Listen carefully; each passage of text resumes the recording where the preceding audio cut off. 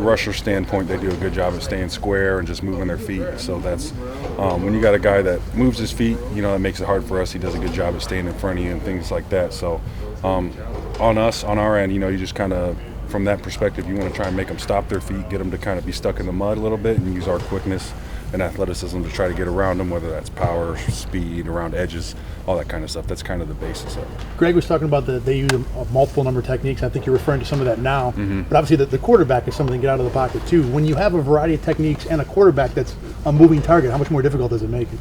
Yeah, we it's become a more common thread in this league. All the quarterbacks are able to run, they're able to throw, they're able to extend plays really. And that's something that we're trying to emphasize is our MQFs, mobile quarterback fundamentals. Try to keep him in the pocket, contain him, and then keep him from getting out wide, using his feet, and then extending plays that way.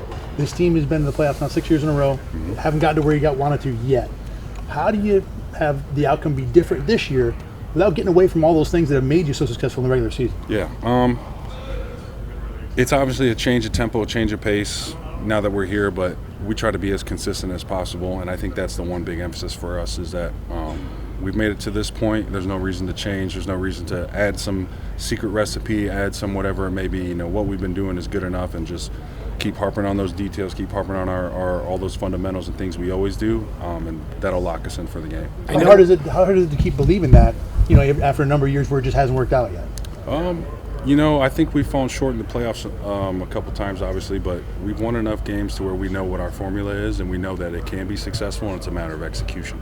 It's going to be super loud, obviously. Not that you're not used to that at this stadium, but what is the challenge when the crowd is so loud when you're on the field trying to communicate things that they're doing? Yeah, it's tough because they do a lot of motioning, they do a lot of things, and TB's trying his best to give us information left and right, tell us here or there.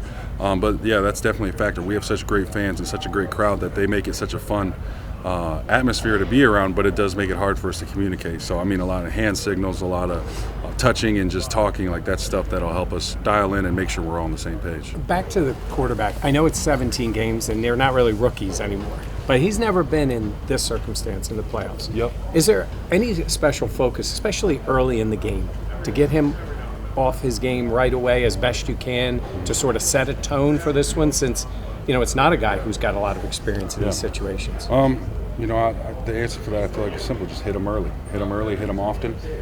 Like you said, he is a rookie, first time in a playoff game, first time for a lot of things, and just we'll try to make it hard for him.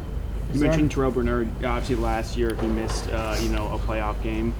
How big is it to get him back healthy for the playoffs this year? Yeah, he's our captain. He's our defensive guy. He makes all the calls. He gets us into position. We have guys behind him that are very capable and stuff, but when we have him out there, it's just another level of confidence in him, and just his ability speaks for itself. Is there any value to digging back into the memory bank to feel and remember what some of these playoff losses have felt like? Yeah, I would say definitely for sure.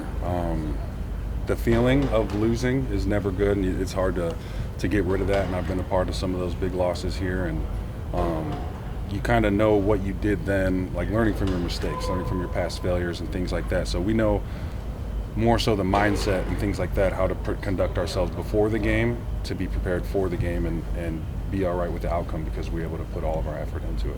And then third down defense, it's obviously been a major talking point. Have you guys feel good? Where are you guys at in terms of remedying some of those issues you've dealt with most of the season? Yeah, I think we got a good plan going into this game. Obviously, they have a young quarterback, but he's very talented with his feet and with his arm, and those are just some things we're emphasizing this week, is keep him in the pocket, contain him, and if we force him to do that, we'll make him uncomfortable for the remainder of the game.